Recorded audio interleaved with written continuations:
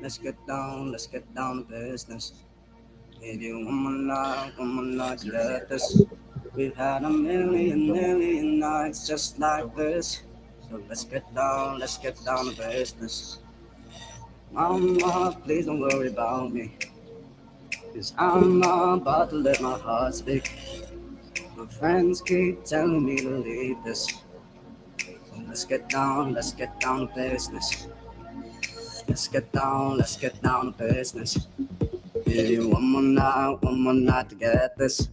We've had a million nights just like this. So let's get down to business. Let's get down to business. It's time to get down to business with leading business coach Jeremy Torisk. It's just like Do you have a problem with your business? Let's get down to business. Marketing, lead generation, employee engagement, hiring, recruiting. Before I don't need it. Call in now with your business issues. Get down to business with Jeremy Torisk. Let's get you on the road to success. Let's get down to business.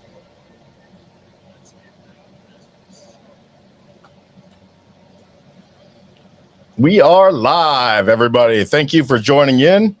And this is week number 6, I believe, episode 6 of Get Down to Business with Jeremy Torisk. Please, there's Aunt Kathy. Kate's already popping off with the comments. Thank you for that. I got to keep remembering to there we go. We don't want that. There we go. Hit that show. There we go. So give Aunt Kathy some love. So thanks for being the first on, Kate. We appreciate it. Happy birthday to your husband, 79 for Uncle Lou, I believe. So so this is our time. This is go time. We are ready. Just had the solstice for June 21st, longest day of the year. And that's an indicator that the second half of the year is about to start. So this particular week is, the rest of this week, I consider the 2-minute warning. And I believe that between now and the rest of the week, which is we got Thursday and Friday, that's the rest of the half, right? The rest of the first half, you got to 2 minutes to really get your last minute efforts in, push. Every day matters. There's only 365 days a year. Every day matters. So you got tomorrow, and you got Friday, and maybe Saturday, but then it's halftime. All right, Sunday, unplug. Monday is the 4th of July, Independence Day. Burn some burgers with your family. Take a breather. Halftime, take a rest. That's what the best NFL teams do. Now, if you remember back a couple years ago, the New England Patriots' 4th Super Bowl, they were down 10 in the third against, I think it was New Orleans. And then their 5th Super Bowl, they were down 26 or 25 points, right, going in the third quarter. And what did they do in the third and fourth quarter? They scored 29 or 30 unanswered points to win the football game. So Tuesday is your kickoff to the second half of the season, second half of your year. If you're behind, if you've been using excuses like COVID, if you've been using excuses like inflation, gas prices, right, recession, bullshit, that's excuses. There are things to overcome it. Give us a call. We can help you out. I'm your business treasure hunter, aka JT, the let's get down to business guy. JT, your holistic business solution guy. Call me up. I don't care what the excuse is. If you're behind the 8 ball, we can get you going in the right direction so that you can make a win this year and salvage this year. So I see the comments coming in. I appreciate it. Every single buddy coming on here. Stephanie trying to watch from 35. She's flying. Look at that. What is bam? You're in midair. That is a really Steven, really, we appreciate you, buddy. I do. That's hot, man. You get some fireworks from that. I appreciate it. Probably lagging, but that's okay. So we got it's go time. Basically, it's go time. So I want to talk about today's especially. I got a real estate rock star shirt on, and I want to say tonight is going to be real estate centric. right? We're going to talk about the business of real estate. We're going to have some special guests on. I've actually got a live mystery guest sitting next to me. You can't see him, but you're going to hear from him in a second and see him. This guy is a real estate rock star in his own right. Done my family right for a long time. He's invested a lot of money down here in South Florida in the market, in his company and his brokerage. And, there's his stats right there. Jonathan Keith, broker, founding agent of Team JK with Compass Real Estate. And let's go ahead and bring him on. There we go. Hey, thanks. I appreciate it. So excited, Jeremy, to be here. You have put together just an amazing production here, and what an honor to be here and to be able to, bring a broadcast out to, the public and your sphere and such a cool way to do it via the podcast. Let me just wish all of you happy 4th of July ahead of time. Again, Jonathan Keith here. I'm here right at 2780 East Oakland Park Boulevard. I just did a full build out. Beautiful place too. With Compass. Team JK is, a team that I run, and we'll talk some more about that. But yeah, when Jeremy, I'll allow you hit me with all the questions, but I mean, I am boots on the ground when it comes to this business. So if you guys are wanting to learn anything about real estate business, you're talking to the right guy. Yeah, tonight we're going to go heavy on real estate because that's something that my heart is really steeped in, because Christy, by the way, Christy Torisk, my wife, is our video guest tonight. So she'll be on in the second hour there, right close to at the top of the hour. And then I've got a surprise third guest coming on, and he is the real estate investor guy, right? We don't know stinking licenses, right? I just go buy them and flip them and fix them and rent them and sell them. And he's the real deal as far as the real estate investor. So we got it all covered. He's my kind of guy. We've got them all covered here. We got everybody covered. If you're interested in finding out about the state of real estate, mostly in South Florida, but around the country, things aren't so different everywhere. So you'll learn something. The phone number is 954-338-9799. Please call in if you have questions. The chat is great also, but calling in is what the show is for. It's Dave Ramsey-esque. So if you have a problem in your business, even if it's not real estate, feel free to call in. You've got two great business minds here. We can solve, or at least get you on the right track with almost any business problem between JK, myself, and everyone in the chat, which is going to be sparking up here pretty soon, because that's what I've been running. Light it up like we're going to do some fireworks on Monday. We are. Exactly right. So I want to look at get to the first the little part that I do first, and it's called the book report. So we want to talk about this particular book that every week I pull up something. So what has touched me, what's changed my life, what's changed the direction of my my mindset, what has moved me, what's gotten me off of my ass to make a difference. And this week is a pretty special guy. I never cease to be amazed at this guy. Love him. David Goggins. Unbelievable. Anybody that's out there that goes through any struggles, challenges, or wants to reset, wants to reposition, this guy, David Goggins, can really I listen to this guy every day, especially when I'm running, I'm working out. I mean, he drives me home.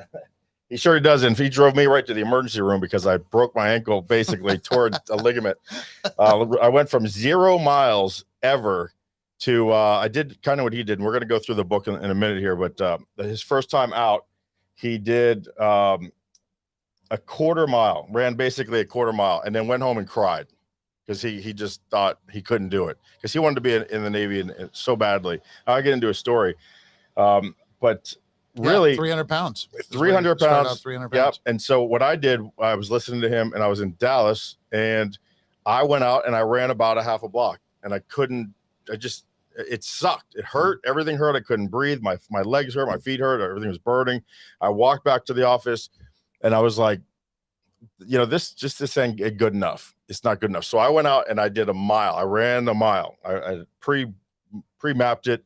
And the way I always do my things is if I'm going to run a mile, I'll run it in a way, the path to where I only have to run a mile in one step. Yeah. And then it's easier just to finish it than to turn around because I'm too far. Yeah. So, but I got to make sure there's no shortcuts back. So that way I'm not having to run 2 miles or 1 mile. I run just half of it plus one step, and then it's just shorter to keep going. And he talks about, listen, everybody has their own pace, Jeremy. Yeah. And and when people for some reason or another in their mindset, they think when you're running, you have to run at everybody else's pace. That's not the case. No. And business, and this is what obviously your podcast is all about. It's not about the pace. It's about the consistency. Yes. And if you can't run, then get your walking shoes on and walk. Yeah. Exactly right. And I just have this 1, 2, 13 mentality. Right. So I went from 0 miles to a half a block to a mile. Within 3 weeks or so, I was doing 6 miles a day. Yeah. And that was too much, too fast. And I popped a ligament. And so I remember that. Yeah, I was laid up for quite some time. Did you stretch, by the way? Did you stretch? No, hell no. That's not stretching. You know what? I got to tell you, I picked up pickleball, and before pickleball, I had a major bout of plantar fasciitis, and plantar fasciitis comes in with a lack of stretching. And once I got past the bottom of your foot. Yeah. Once the ligaments once they get tightened up, it's tough to beat. I can't get rid of it. The only thing that got rid of it, you won't believe it, a frozen bottle of water. Wow. Rolling on a frozen bottle of water. That's what got rid of plantar fasciitis. And For I how long? through, Weeks and weeks. oh my God, I had a chest worth of all the plantar fasciitis junk you could possibly buy to get rid of this. And it took me like 2 years. And finally I got rid of it. And I got to tell you, before I play pickleball, I always stretch. You guys got to stretch if you're going to be good. No matter what you're doing, just get a little stretch out there so you don't hurt anything. Yeah. Yeah. And I'm you got to learn things. I call it a dumb tax. Right. I pay a ton of dumb tax. I know. But this book here, as JK said, he had it in his mind to become a Navy SEAL, which his job before that, I won't get into too much of his life before that, but he was abusive family. His mother took him away to another state, left his father, and he was actually killing roaches. Like his job was going out to restaurants and bars and killing roaches. And then this one time he hit this little ceiling tile, and the roaches the whole nest came down on him, and he was like, that's it, I'm done. And he was taking a shower, and he heard this documentary on Navy SEALs. He's like, I want to do that. But he was illiterate. He had cheated his whole way through high school. He couldn't hardly read, and so when he went and took the ASVAB, of course he failed miserably. And there's a weight limit thing, and there's a age limit thing. Everything was against him, but of course he made it. But here is kind of the top takeaways, right? So things don't always go your way. Number one, right? Really, this is something that people just think that they are entitled, right? They're entitled to get things. If they're trying something, they should succeed. Yeah, I mean, the first time. There's a factor behind that call. There's no peaks.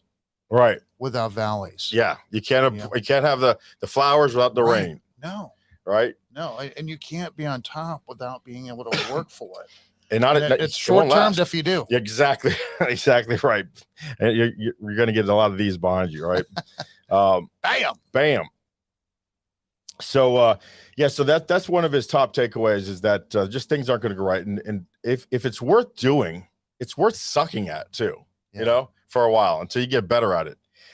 His 40% rule is one of my favorite things. So what that says is basically he thinks that everybody's potential, nobody even gets half of their potential. Yeah. So when you are feeling like I can't go anymore, when I was at that quarter mile, I wasn't even at 40% of my real potential. So when you sit there and go, well, shit, I feel like this and I can't do it. Everything's burning, everything hurts. But if I'm only at 40%, like David says, then there's well more than half to go. Yeah. If I double this, I'll still be at 80%. Yeah. So let's just keep going. Yeah. Yeah. And if any of you that play any sports out there, I started playing tennis after I got through all my different knee ailments. Like I was hit by a box truck and it clipped my knee out and I got surgery and holy mackerel. Started playing tennis after that and rehabbed it through biking and then started one-on-one with tennis and realizing, that I really like tennis, but then I evolved into pickleball. And, I like 2 hours ago, I was out on the pickleball court, and this 40% rule came up in my mind as, what? I was up against, two 25-year-old guys that were fast on their feet. And me and another buddy of mine, I just turned 50 and my other buddy's 51. And we told these guys, listen, we're going to spank you guys. And they were laughing and giggling. And I'm going to tell you, the 40% rule came up and I went at it and gave it all. Gave it all I had. And how'd you do? Oh, no, we won. We won. Oh, yeah, we spanked up on these guys. But I got to tell you, seriously, it's all mindset. I could see these guys starting to break apart. It's mindset. Yeah. Well, okay, so that gives us to the next one. And I didn't have it next, but it's called Stealing Souls. So when he was his favorite movie was Rocky. There's this particular scene in Rocky where is against Apollo Creed, and I think it might be even Rocky 2, where he's fighting and he's hitting Apollo, and he keeps getting knocked down, and he keeps getting knocked down, and he keeps getting knocked down, and then finally Apollo thinks he's done, and they've counted him. I mean, they're at 7, they're at 8. Apollo's in the corner with his arms up. Apollo is out as well, out on his feet. Right. But he turns around and Rocky's up, and Rocky's going, come on. And the look in Apollo's face right there is like, holy crap. That right there, Rocky stole his soul. Yeah. And so what David did, and David took this to real life, because what you got to read the book and better get the audiobook, because this book is great, but the audiobook is almost a cross between an audiobook and a podcast, because David actually is on his writer is reading the book. But after each chapter, David is interviewed by his writer, and his writer asks him certain questions. And so he expands on the chapter. Yeah. And so it's a mix between a podcast and an audible. Definitely get the audible book. So he did that in the U.S. In the SEALs, just stealing souls from his people at boot camp and trying to knock his ass down. And I'm spiraling right out of that, like thinking about like a buddy of mine that I was playing with a couple of weeks ago. Such an amazing player, but he's a little carnivorous in the mindset. Like he, if he gets a bad serve or he hits bad, then he starts kind of looking at everybody else and blaming them. And I'm like, hey, listen, dude, you can't do that. Yeah. You've got to really focus. Don't worry about the mistake. Overcome the mistake. Don't start chewing away at your partner. It's a bad idea. Yeah. And that breaks away to being a part of the best team and who the people around you beyond on the court and the games you're playing and who you're competing with. I mean, we're all competing against something. And if you're not, then we're not doing business. Absolutely. And, it reminds me of a chapter in my book, Labor to Leadership. I got a chapter called Jay Ain't Right. So back when I was doing martial arts, and even before then, when I used to get hit by these 3rd degree, 4th degree black belts. And I mean, it hurt, man. It rocked me. I got a buddy making a turn the VHS into digital format. He's sending me these things like, Jeremy, it looks like you got a concussion. I mean, you got rocked. Wow. And I go, but then I just look at him and I kind of smirk, because in my head, I'm thinking, you didn't knock me out. Yeah. I'm still here. Right. And I got this orange belt on. And let's go. And you should have told him, you can't hurt me. They always say, Jay ain't right. That was like my nickname. I didn't know about didn't hurt me, but can't hurt me. But it was like, they were like, Jay ain't right. That was stealing souls, but it was really something to come through that, because they cannot keep you down. Only you can keep you down. So that one. And then my last story from this book, and there's so many, but my favorite story. I mean, Jeremy, you're in a book that I'm in love with this guy. I mean, he's unbelievable. He really is. And this guy will break you out there in the public. And Jeremy, I mean, it's so amazing, his mindset and what he pushes. And he was a big tub of lard. And I hope you like the F word, because he uses it every other word. Yeah. He's a real, Navy SEAL. But the last one that I love, and this one really brought it home for me, is and what I don't care what religion you are. I don't care. I'm just telling you his story, because he's not very religious either. But he had a dream that he died and got to heaven. So first of all, I'm not going to give you everything, but the guy did so many great things. I'm not going to tell you what they are. You find out for yourself if you don't know. So I won't get specific on the story, but he goes to heaven, and this was when he was still so he had done a lot of stuff, but he dreamt that he died when he was still doing cockroaches. Like he never made himself. It never got into the Marines or the U.S. Navy. Never became a SEAL. Never did the things incredible stuff he did after being a SEAL. And he died being a cockroach, collector. Goes to heaven and he sees a sign behind God, and it's got David Goggins, got his high school diploma, lost 150 pounds in 3 months, passed the ASVAB, became a Navy SEAL. And I'm not going to go. He did this and this and this, things that no one's ever done in the U.S. Navy and the U.S. military. He's done things no one's ever done. Forget first black guy, first man to do some of the things that he did, let alone, and some of the first stuff that a black guy did in the U.S. Military. And then after that, the extremely crazy stuff that he did to get through barriers in his mind.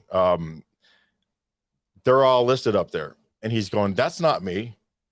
I'm the cockroach cleaner. I'm different David Goggins. And God said, no, that's what you were supposed to do. That's what I put you on this earth to do.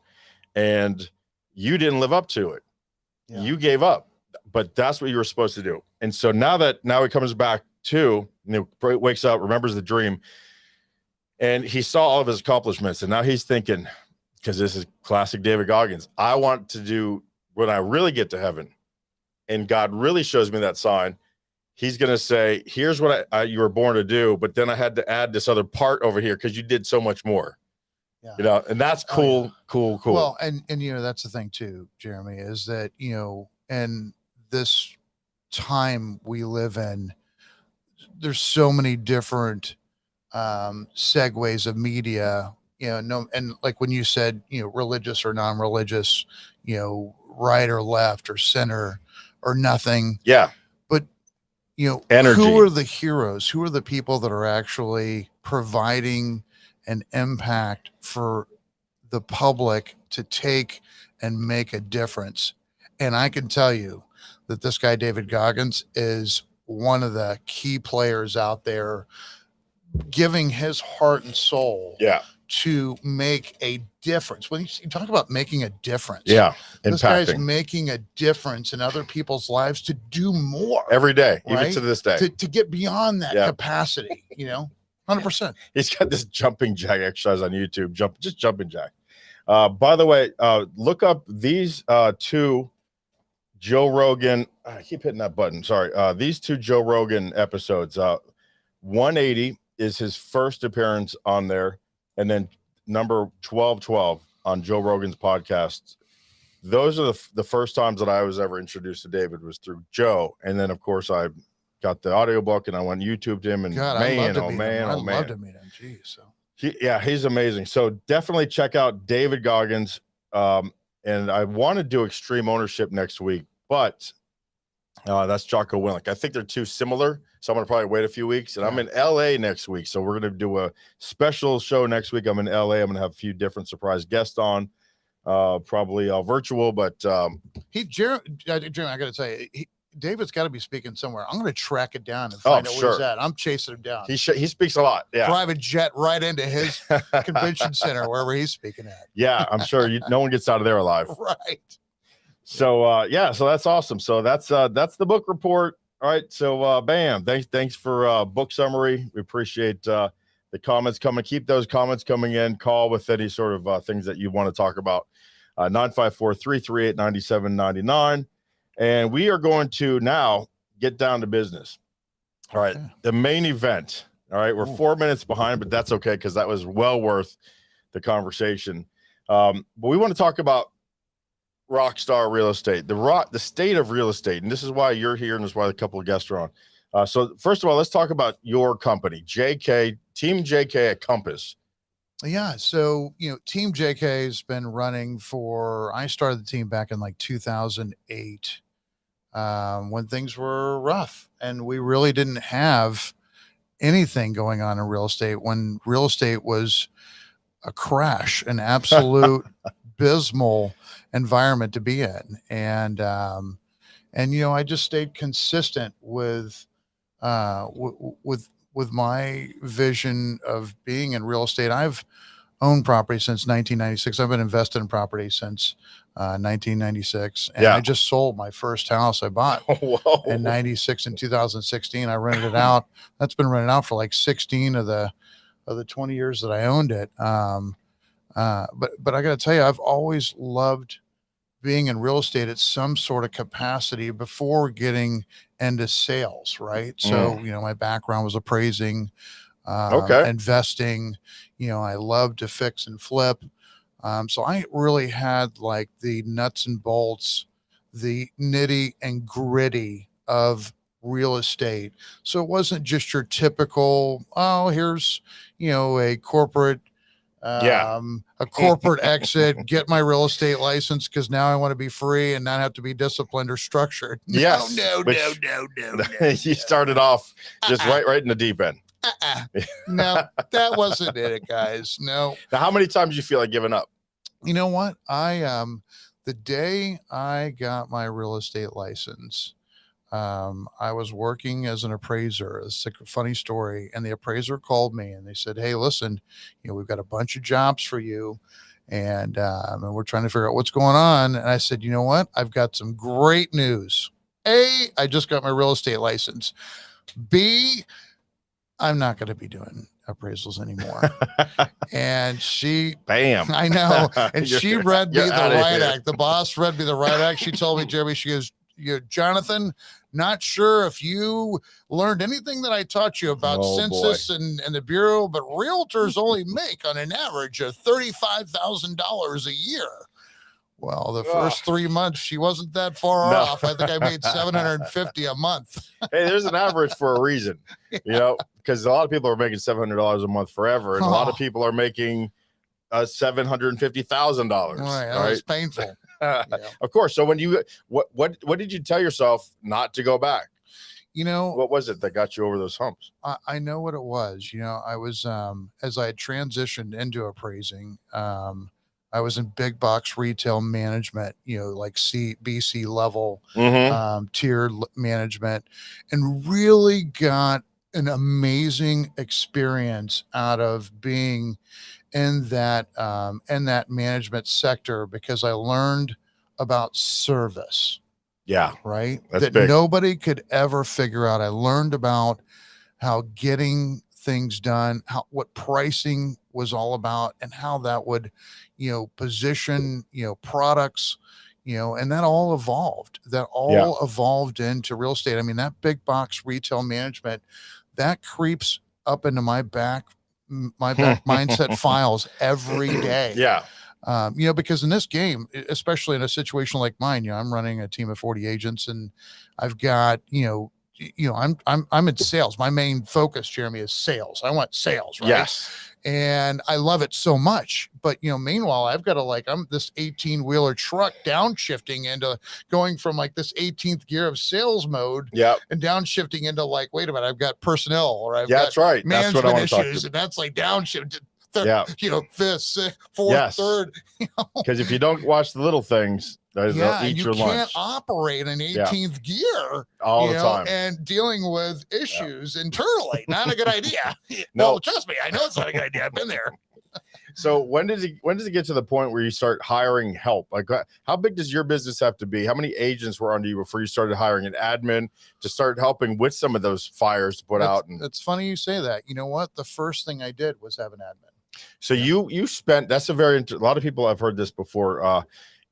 It's worth spending that money that you don't even have so that you could concentrate on making money. Yep. Everything. Listen, this is 101 business, real estate, and anything else you do. Any business. TVM, time value of money. And you need to calculate, if you're out there serious about your business, you want to calculate what you've already hourly made up to this point, and then define that, hey, am I paying, or am I doing the work that I could be paying, somebody else to be doing that's, that we could free the time up. It's all about freeing your time up. Yeah. And I'm not talking about freeing your time up and going on vacation. That's a given, right? Right. Or pick up.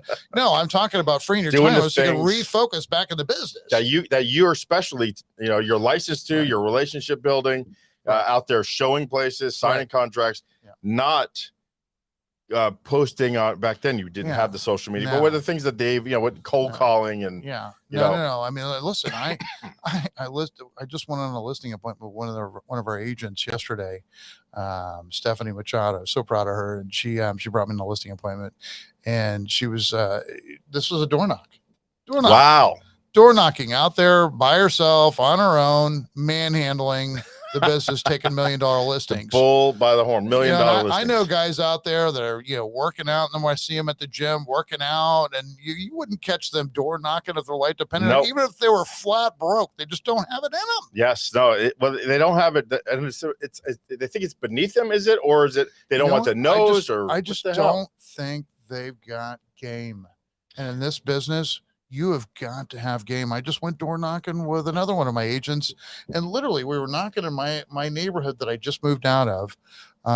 And I knew half the residents that didn't even know I knew them. Right. Isn't that something? Because that's knowing your community, right? Being that the best, the subject matter extra for your area. Yeah, no, Jeremy, listen, this is simple. I told you about TVM, time value money.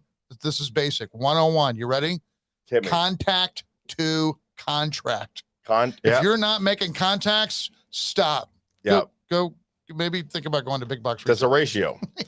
The more you contacts you make, the more chances you're going to get. Right. And if you're not exciting and enjoyable, and you don't have any kind of like game on what's happening with the market, and you're not up to date on what's going on in your industry, how things are happening, and what the interest rates are doing, because people are still buying. I mean, we did 10 million last week. God, people are still doing business, right? It's just on how you handle and how you communicate the market. If you're abysmal, well, guess what? So's your income. Yes. And that's the way it's going to play out. It's a direct correlation, and it's instant feedback. That's the great thing I like about real estate is you don't got to wait 2-3 months to find out if you're doing it right. Yeah. Are you talking to the people? Are you doing listing presentations? Are you getting buyers to show them houses?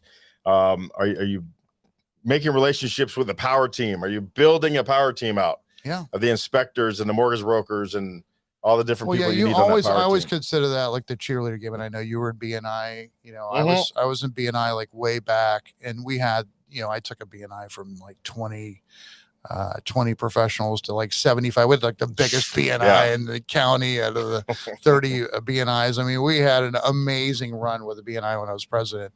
And that was what it was all about. It was taking and having these vendors become your cheerleaders. That's right. If you don't have any friends, for the love of God, you might want to get out there and just at least see if you can help somebody else. Listen, if I get a plumbing situation, do you mind if I call you? And by the way, do you think you'd entertain pushing my name out for a real estate deal? What's so hard about that? Right. The more you give, it's Bob Berg, go giver, right? The more people you help, the more you're going to get whatever you want. But it's tough though, Jeremy, because you give the answers to the basic test and the agents still just don't want to listen. That's true. It's a numbers game. The 80-20, all right, Pareto principle. The 20% of your agents are going to really go and do the 80% of your business. But that is when you go, how much time do I want to spend with those agents? Is it and figure out? Then you got to figure out. And Christy has when did JK become a broker, and how many agents did you start with when you first started? So so thank you. Hey, Christy. So here's the scoop. I got my real estate license in 2003. I got my broker's license in 2010. I actually operate as a team leader. I do not operate as a broker. And you know why? Because my main focus is sales. I want to deal with sales. And you know what happens in the real estate business and brokeraging and all that? There becomes, challenges that, I have zero time for. My time is based on sales. So I direct any kind of issues or challenges. We send them right over to the broker so they can handle all those issues. And because listen, Chrissy, you run into like some challenges with, an escrow dispute, or a buyer decides that they've got some remorse or whatever, that could eat up some major time and production time, time value money. And, when you get into these brokerage scenarios, they can eat you alive. Yeah. So it's for you, it's just like Terminator. Just keep going, keep going, keep going. Nope. Problem. Yep. Let's shift it to the right people. And that's why I, it's kind of why I am where I am, So what was the toughest obstacle to get over when you were starting your business? Not with just finding the agents, but just in business general.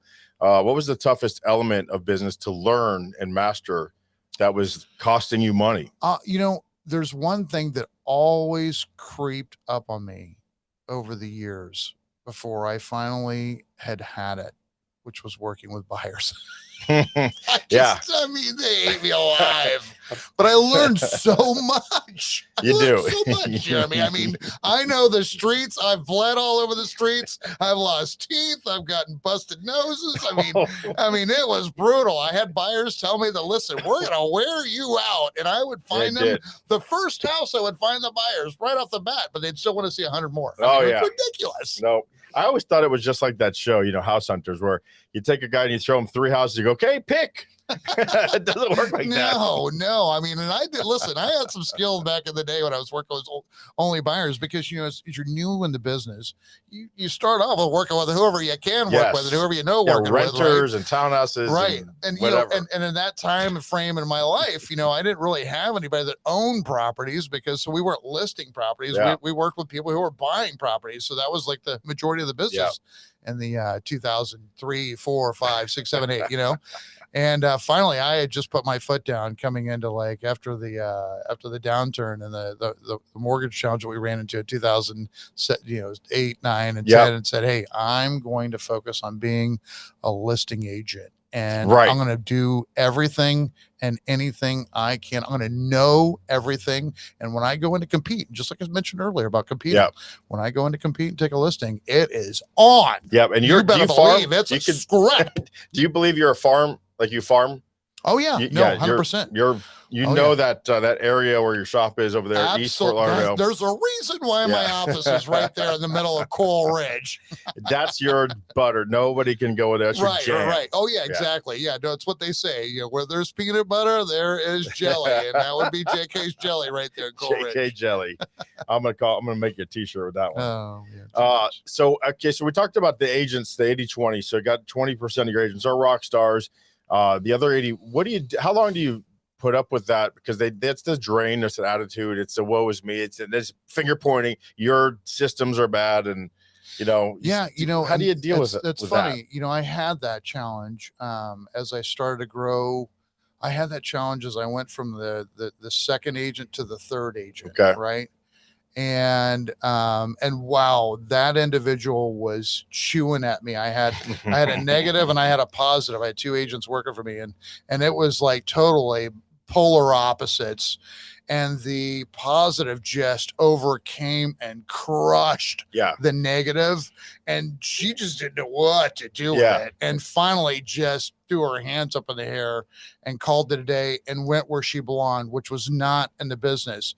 And that's a huge factor there, Jeremy, is defining, hey, are you in the right business? You do realize you're a 1099. You do realize you're self-employed. And for the love of God, all I'm doing is trying to help you. And if you're not getting the help, if you're not taking the medicine to help yourself, then there's going to come a point where you need to call it a day. It is. And it's like anything. I thought I was a slow learner, but I knew I wanted to do it. Right? Not real estate when I was doing my construction stuff. But I had the worst supervisor ever when I asked for help, and he's like, well, partner, he took his hand, put it in his pocket, and he had a toothpick. He said, partner, I just think maybe this ain't for you. And he walked away. And I was just determined to prove him wrong. And it flipped the switch in me. So, but I don't think that was your problem. I think the person. Yeah, and too, Jeremy, once I got my hands into this and used my appraisal background and my big box business background. Yeah, so you got good perspective. I really knew that I had the foundation to make good decisions, right? And of course, if you don't have that foundation, then you lean on others that do have that foundation, right? But we don't see that a lot. We see agents that just go get their license and they pray to God that things work out. And in this market, sometimes it does for a short time.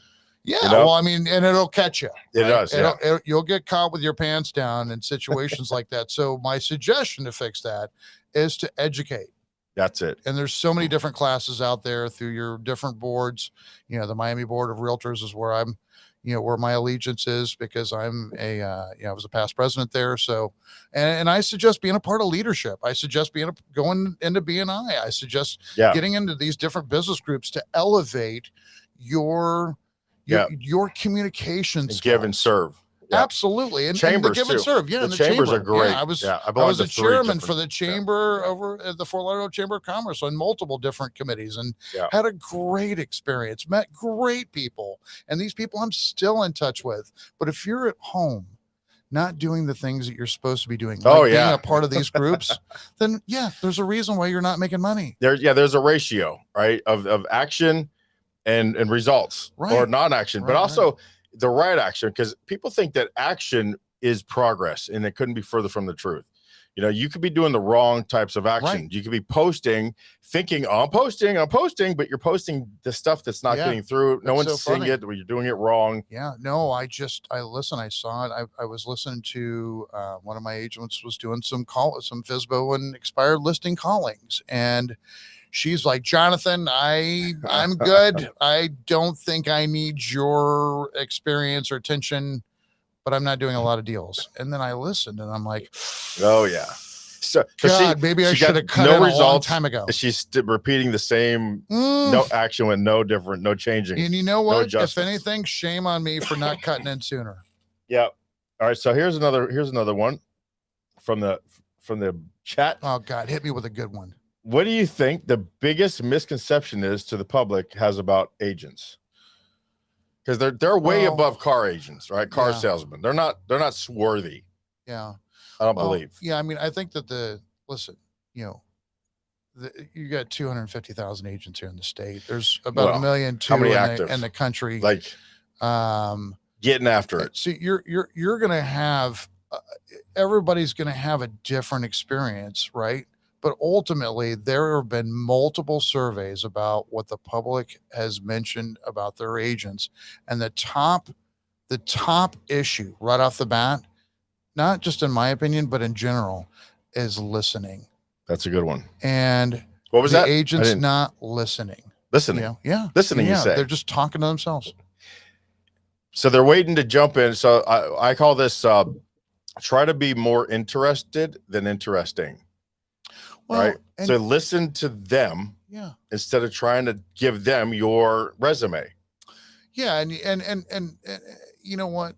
You're going to have issues and you're going to have challenges and you're going to run into things. Everything's communication. That's what I'm seeing a missing factor in this new world of agents coming in, is this lack of communication skill. I don't know if they're spending too much time in the video game world and they're just not, or maybe it's just too much texting or emailing, and there's not like this whole verbal layout of being able to work and service the buyer. I can't figure it out. It's hard to figure it out. Yeah. But I noticed that when you say communication, one of that is responsiveness. So what I noticed is that when we get a deal, Christy gets a deal, of course you have a counterpart. Unless you get both sides, you have a counterpart. Right. And really, it goes all the way back to Parato's. 80% of the people she's ever dealt with suck. They don't pick up the phone. They don't answer. They're not responsive. They don't do their part of the due diligence or the gathering of the things they need to gather for the closing agents or title companies. And if you want that deal done, you just end up rolling your sleeves up and doing it yourself a lot of times. But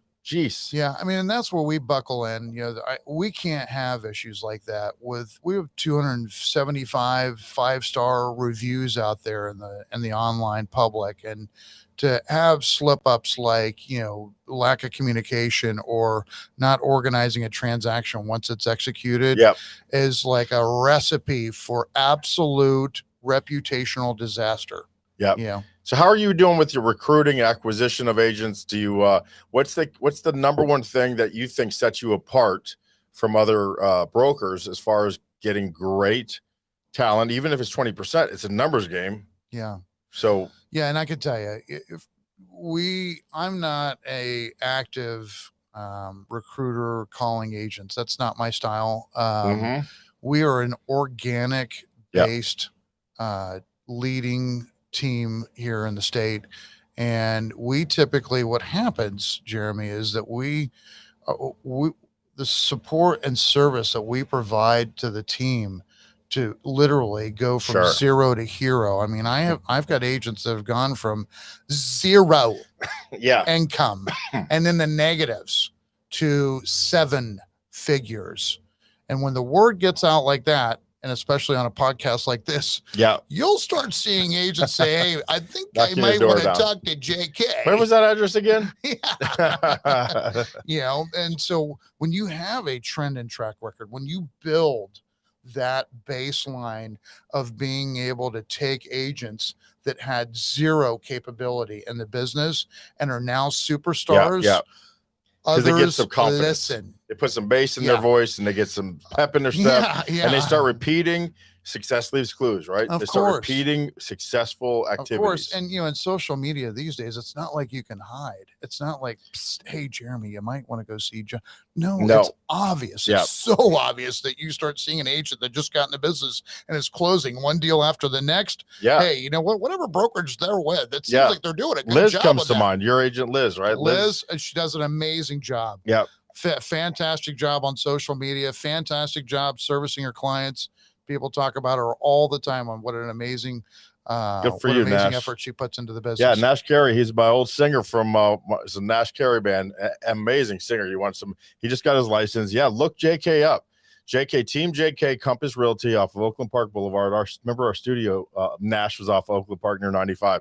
This is due east down off of Oakland and Bayview. Just rolling towards the beach, Nash. That's what you're doing, buddy. And you know you go to Chippendales, all right, and sit in the back and watch, but it's right next door. Literally, it's next door. No, I think it's LeBaire. LeBaire, something like that. But it's not next door to LeBaire. Next door to Cafe Seville, the #1 restaurant in the county, by the way. And Dennis LeBaire. So, right. And by the way, Ocean's Wine and Spirits is coming in, which is next door. A new liquor store, which would be cool. Yeah. So liquor. Nash, look up JK Team JK Compass Realty. He's your guy. TeamJKCompass.com. When we're not going to expand on it too much, but we're just talking about. I'm going to come over and take a look at your new training system that you got. You just probably invested a shit ton of money in. Yeah, and that's what we're so preparing ahead. And this is where I talk about downshifting, and situations like we're in. When I'm up, flying into 18th gear, and I'm downshifting into the team.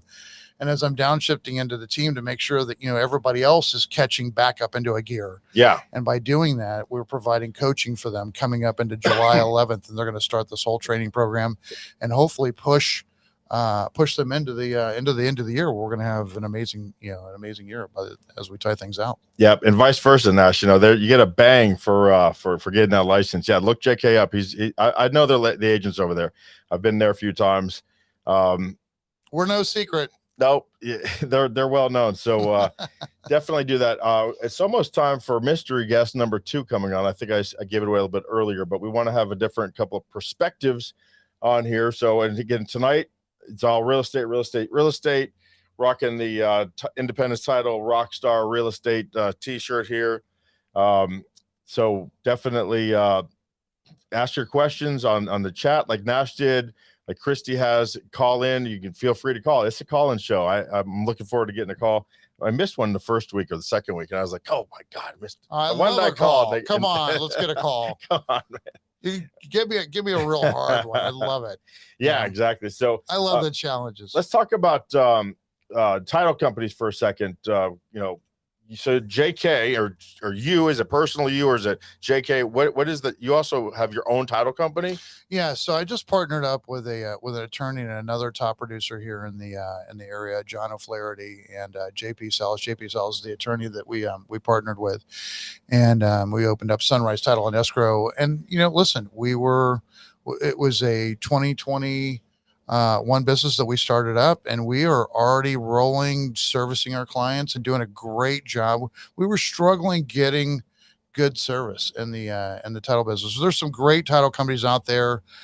Independence Title, Kevin Thatcher, great title company out there as well. I know you guys are good friends. I've known Kevin forever. Yep, he's my mentor, one of my long-term mentors. And but yeah, no, as far as Sunrise Title and Escrow, listen, we wanted to have something in-house to make sure we could control and ensure that our clients get the service they deserve. And that service is, it's such a wide range of ensuring that, permits are getting closed out, ensuring that, the deals are being adhered to, huge stuff. And sometimes, attorney has to kind of step up and say, hey, listen, I think that things are not going the way you're expecting. And you might want to reel it back a notch, because some people like to get, awkwardly litigious, and it's just not necessary at times.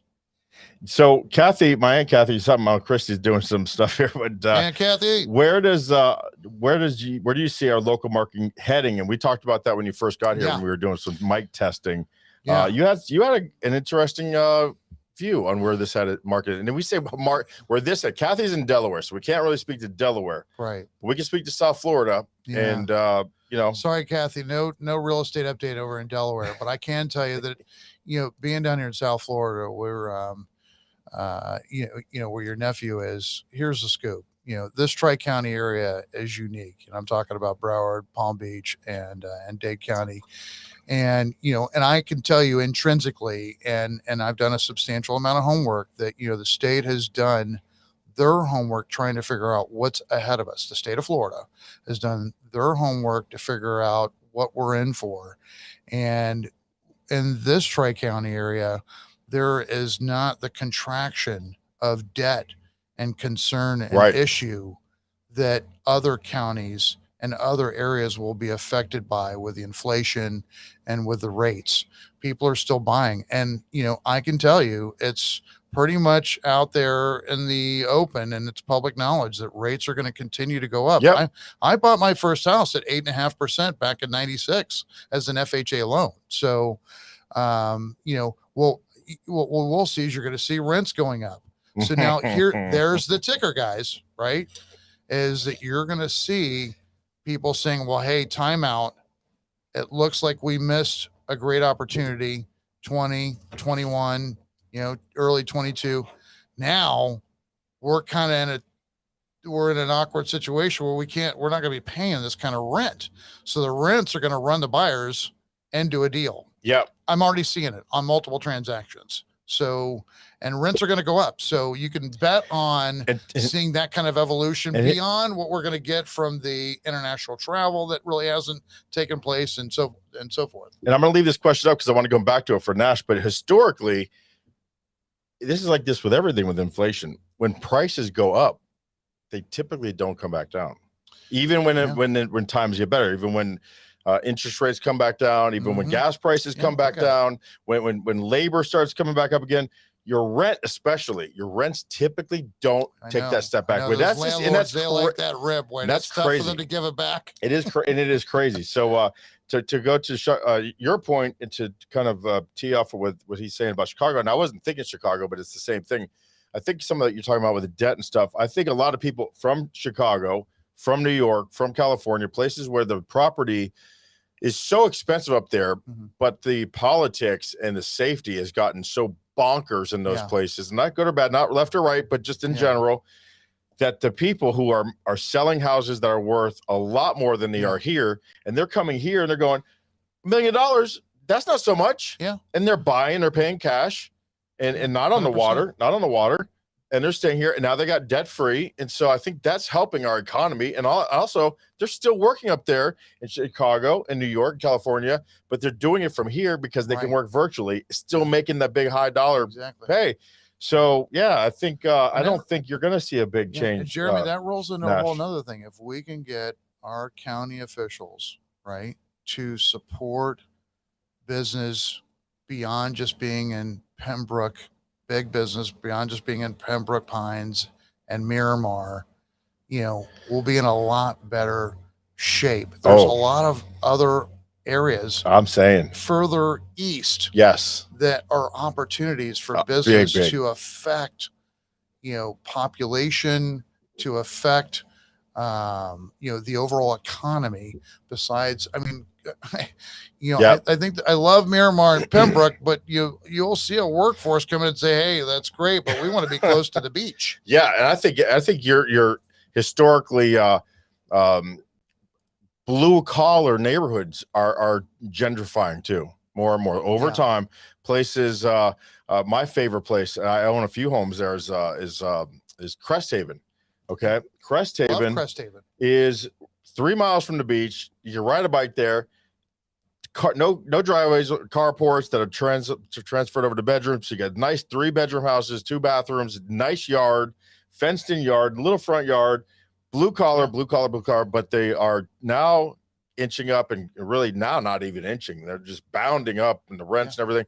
That's going to come up. That's coming up. Jeremy, I just talked to a former mayor over there in Pompano, and Pompano really is on fire. Yeah. And when I say fire, listen, you hear this from agents. Oh, things are on fire. Oh, this is amazing. But let me give you a fire. Okay. I know the fire. You know what the fire is? Oh yeah. This is the fireworks right here. First of all, I don't know if you know, but they just took out the backside of Macy's over at the city center in Pompano so they could put up, I think, like 300 units market rent behind that mall. Okay. Not only that, they just Caesars, who owns that the casino over there in Pompano, is now going to be O'Hara's, and they're going to do mixed use. And they're putting up a substantial amount. They're putting up $1 billion in renovation for the Caesars, the casino over there in Pompano, right off of Powerline Atlantic. Yeah. Okay. But that's not it. Old Pompano, the city of Old Pompano, and this is for you investors out there as well. That area is going to pop. Yeah. Like you've never seen before. They're already doing it. And when you look at like having the blimp and the blimp park over there, the Goodyear blimp park, you've got, the horse stables, you've got the swimming, you've got the pickleball, you've got the tennis, you've got the golf course, you've got at Gillespie's, that whole area there. It's all going to overflow into Crest Haven and the surrounding areas that you talked about. Yeah. And then you look at like the Pompano corridor right there at the Atlantic as you walk into going over the bridge where Houston's and the Foundry is. Oh, it's and so on nice. both on the east and west side of the redevelopment there is ridiculous. Yeah. I just wish we could do more of that in Fort Lauderdale. Well, and I think you're skipping Lauderdale, and to Nash's point, Dania Beach is blowing up. Yeah. Just the same. The same. I drove there not too long ago, go to pick someone up at the airport, and I was a little early, so I went to get some coffee at McDonald's for him, and I was bored there. I was bored in Hollywood, and I was like, wow. We got another our guest on. We're brushing up at the top of the hour. Let me bring on another perspective, because I want to really encompass real estate tonight. I want to get it all out of my system. And I just love real estate, but welcome my wife, brand new broker, but I want to I want her coming on here for the realtor love the name, perspective. Christy, love the name. Flamingo Realty. Thank you. You guys are doing a good job. Well, thank you. Can you hear me? Appreciate it. Yes, we can hear you great. Yep. You look good. Look pretty. Thanks. I mean, I see Farrah Fawcett Thank there. you. A little shade of Farrah. Yeah. Yeah. So Look at Charlie's Angel. So welcome to the show. Thanks for having me. How do you find the market's been, and from a realtor's perspective, how has this year gone for you personally, and how do you think the kickoff of next year, of the next 2 quarters, the next half of starting Tuesday, the next year, with the interest rates coming up, COVID's kind of backing down a little bit. Mm-hmm. People are going back to work. How does the market look from your perspective?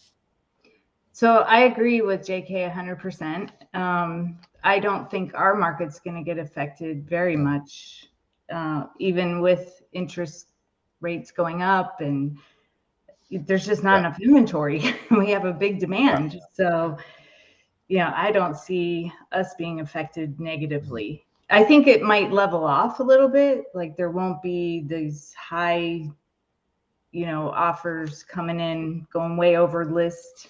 And I hope so. As much competition. I hope it does level off a little bit. Yeah. But I agree with them. And I see, what I see, Christy, I see the agents that are not putting their money-making skill sets on a daily basis to work are going to exit. You'll see an exit. Because it's going to get a little harder. They're going to have to use some negotiating skills. Yeah. The ones that are not willing to grind and burn through their day with time value of money and as their focus are going to be in trouble. Yeah. And good. That's good. Attrition is good for any business, right? Just like with the market went up, the market got an attrition. This is what's happening. You strip all the fake stuff, because what happens is you got a bunch of in the market, you've got a bunch of companies like Apple and Tesla and all these propping up a bond, or not a bond, but a what do you call those when the funds, you know? And so now when you shine a light on them and you say, wow, 3 or 4 or 5 or 10 companies are propping up, 80 other companies are in a negative, right? So this is the real estate. Everyone's, you know, first guy you go to and put a house up and you get 5 offers, you got to do nothing. Now the equalizer, right? Interest rates come up.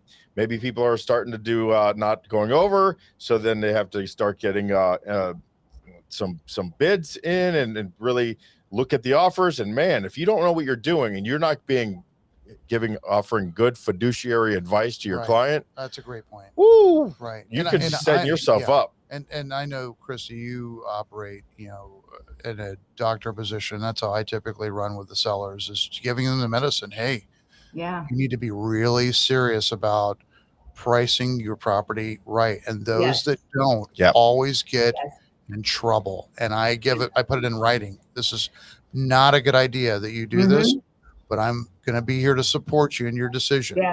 Yeah, that's what I typically do. If we disagree on pricing, I put it in the listing agreement that we're going to try your price for a week or 2, and then the buyers will tell them. That's it. Buyers don't lie. They'll tell them. Exactly. We like it or we don't. We don't set the price. Well, that's the beautiful answer. You just nailed it. You know what? So for new agents out there. Well, how do you tell someone that I came up with the price? You didn't come up with the price. The market did. The market sets the price. Agents don't set it. And homeowners don't set it. The market sets it. That's so funny. You know, our job is to be able to correctly position your property so it effectively gets the most buyers, right, or the most offers. That's our job. Now, there's a difference also from a realtor perspective. And JK, you probably know this. It's about telling your buyers the difference between cost or price and value, and accentuating the valuable parts of your property to make it a higher price. When you accentuate the value of a property, things that are maybe intangible, like the location, like a school system, or a big mall that's going to be opening up that you don't know about. You're the only one that knows about it. The buyers, the neighborhoods don't know about it. When you know about it, you bring value. And you know what? Sometimes the sellers, you know, obviously the seller always wants to get as much as they can, right? Well, yeah. And sometimes it just depends on time. If they're willing to wait for that ultimate buyer, then we'll wait it out with them. But sometimes we get amazing offers during that waiting period, and sometimes we can't replace those offers.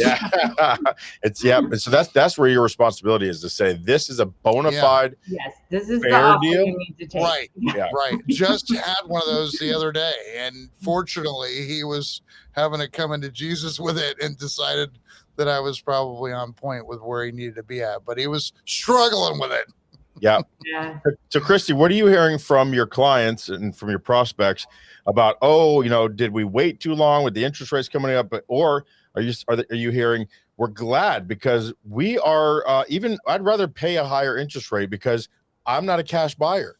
And now that the interest rates are coming up, prices might be going down. Cash buyers are going, well, let's see what I could do with my money. Maybe the stock market is a really good place for your money right now because it's so low. So are there some deals now, or some opportunities, I should say, for the people who need that money, the loan, to buy a house, the loan. So are you seeing happy that those interests are coming around and making it a place where they can maybe get in the market now? No, I'm seeing people with, financing, they have to go to a little bit lower price point, or they're waiting because they think that the market's going to drop a little bit, but I don't think it is. I'm not here. I'm trying to reiterate that. You know what's interesting, Christy, is I have, some of the most recent deals I had where they went in, and, I don't want to use, an easy word for this, but they went in cash, right? But they were getting financing. Right. So they were willing to pay cash if they had to. as they Right. went and hashed it out with their mortgage lender. Yeah.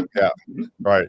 But they didn't want Yeah. to lose the house, and that was just the best Yeah. way to do it. Yeah. Yeah, Yeah, no, I think yeah. people don't realize that you can't, even if you're financing, you can still make your offer cash to make it more attractive. But ultimately, if you have to, use your financing, then Right. just communicate with Yeah. that lender.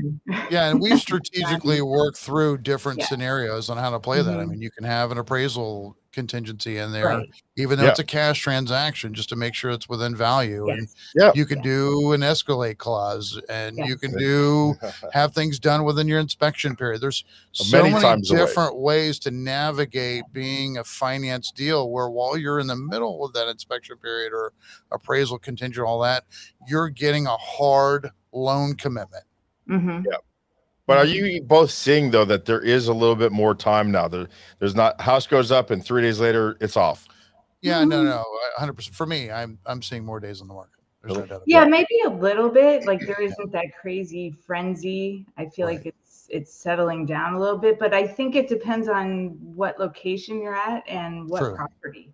If it's Yeah, a no, really good 100%. property in a great market and it's priced Right. right, it's not going to last. Yeah, you Yeah. know what's so funny, Chris, is we just bought, and you guys just bought, didn't you? Yeah, we did. Yeah, how's that work? Yeah. You know, you have right here in the middle of like everybody's wondering what's going on. You have 3 buyers right here that made the decision to buy. Yeah. Why did you very. buy? You know why Yeah. we bought?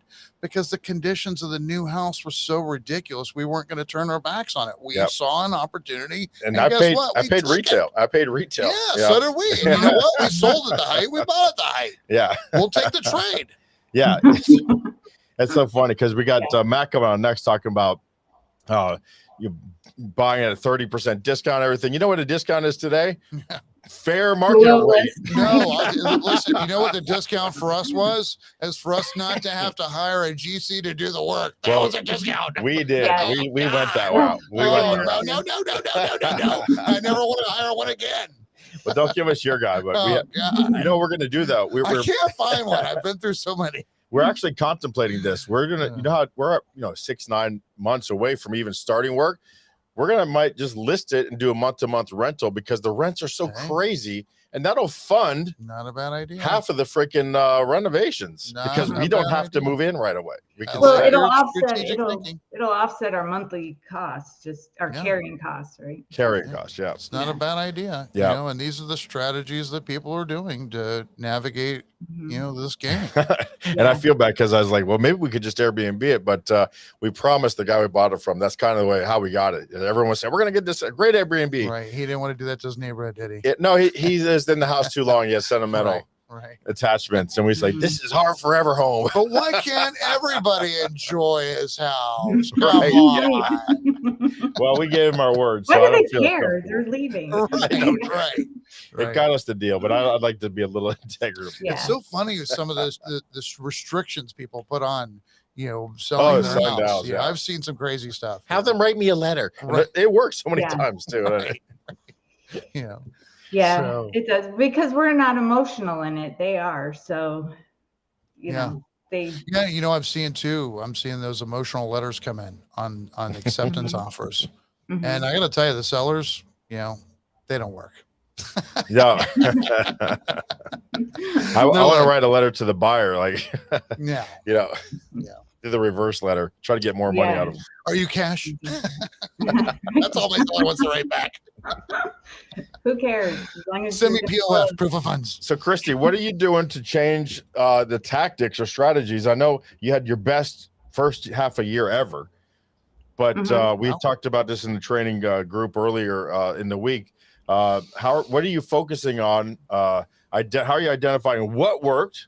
Why was this the best year? Obvious reason the market too, but what exactly worked the best? And what are you going to try to maybe you trying some new things to the second half of the year as an agent? What should your advice be to new agents for the second half of the year?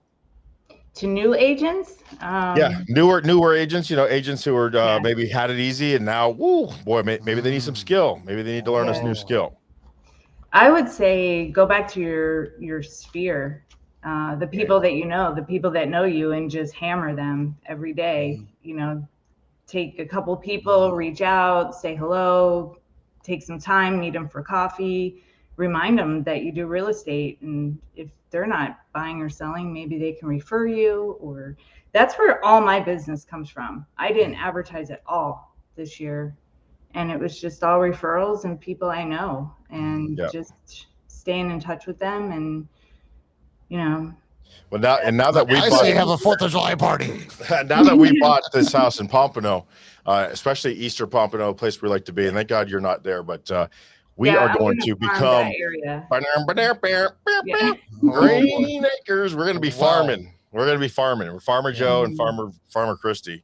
I love Yeah. Pompano. We're I've farming always the loved hell out of that Pompano. area. Oh my God, I have so many stats, Christy, that I got to give you. You're gonna, Yes. you won't Please. believe what's going on. I Yeah. spent an hour on the phone with the former mayor over there, and we just, I would love we to. laid everything out. I'm gonna give it to Jeremy so you can have it, because Yeah, you're gonna please.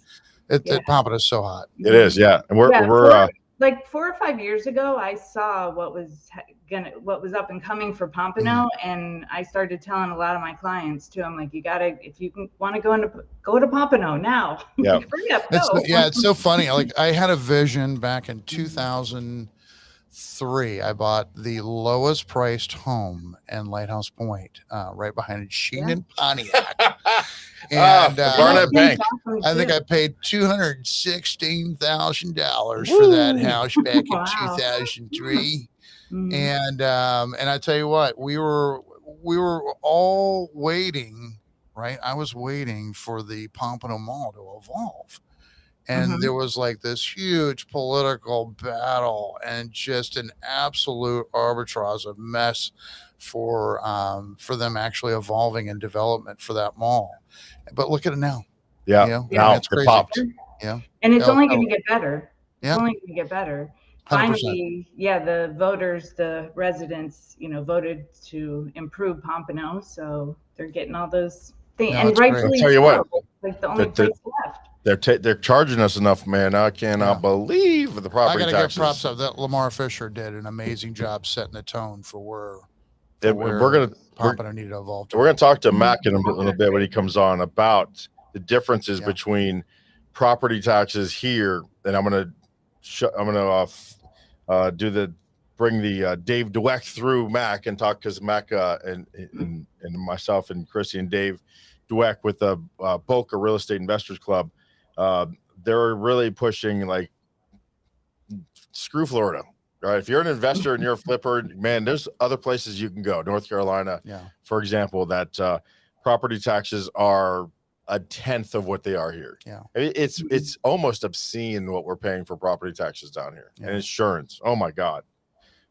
It's nuts. Yeah. I've been an out of city investor, and that was no fun. No. Yeah. I was going to say that I don't know if I would like that. I like to be able to get to my property, see my property. Yeah, but if you can't afford it, if you can't afford it, I guess if you can't, So I would say partner up with somebody local. JV the deal.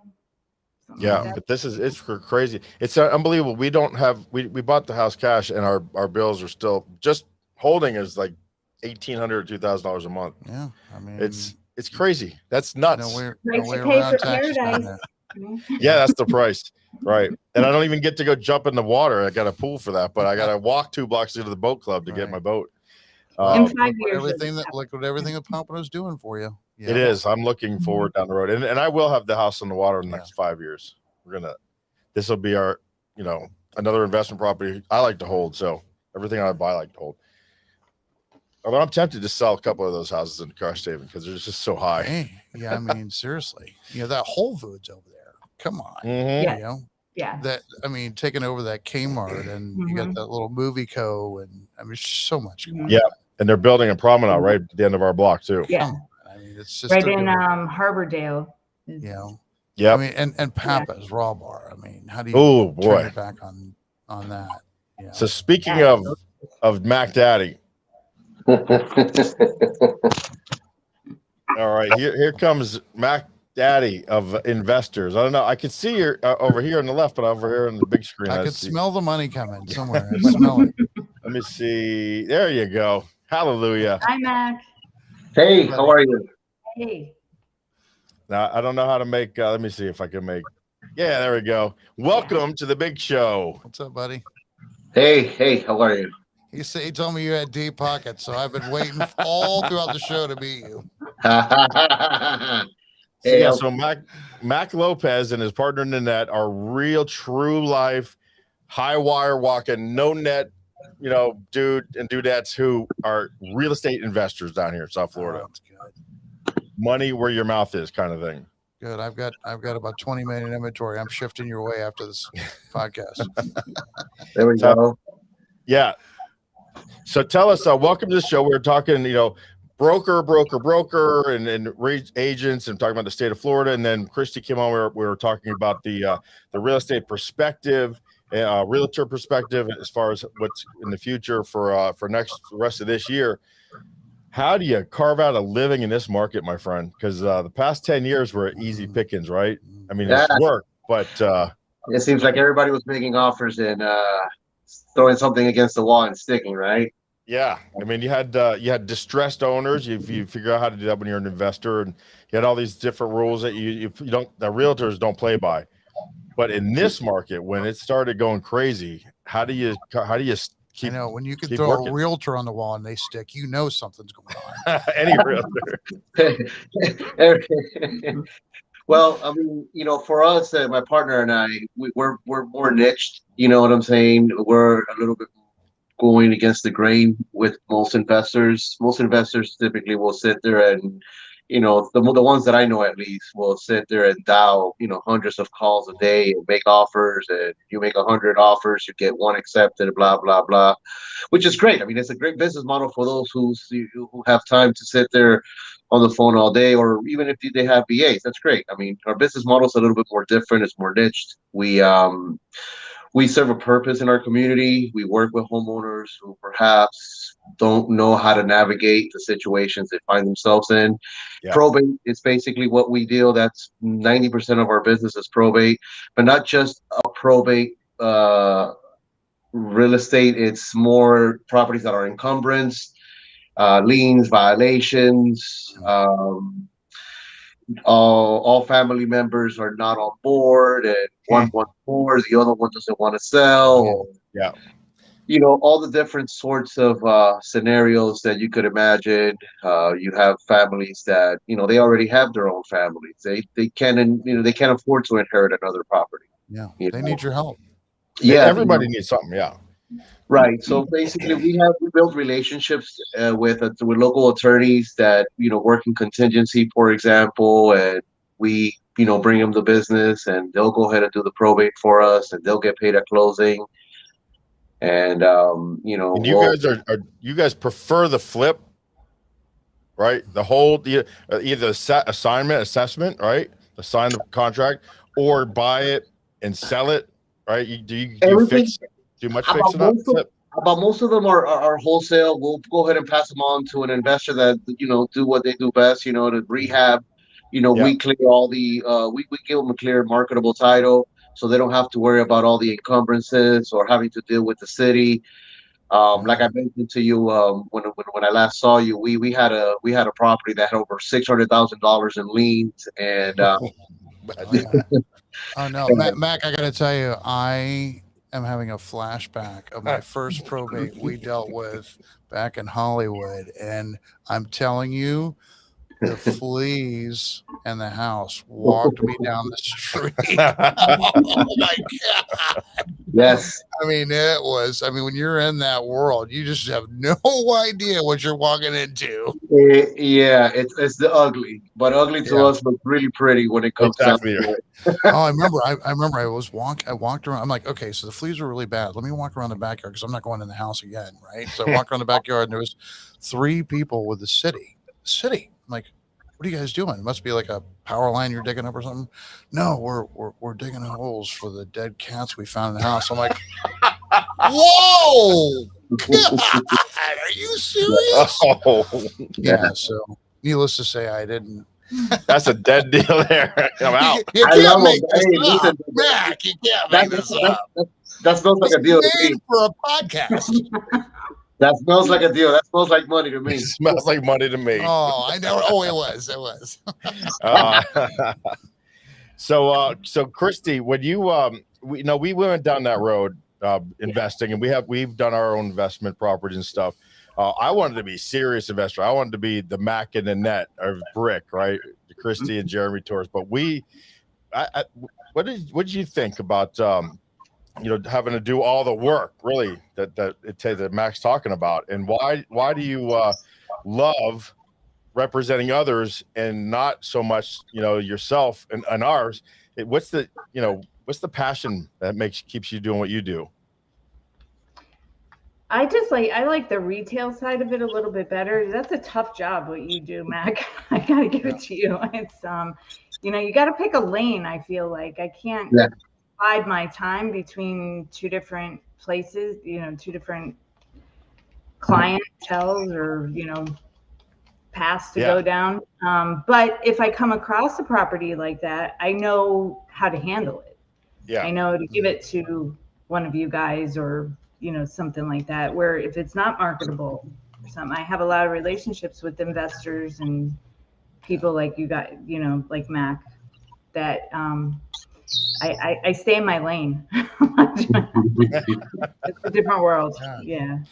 World. But it's a good world.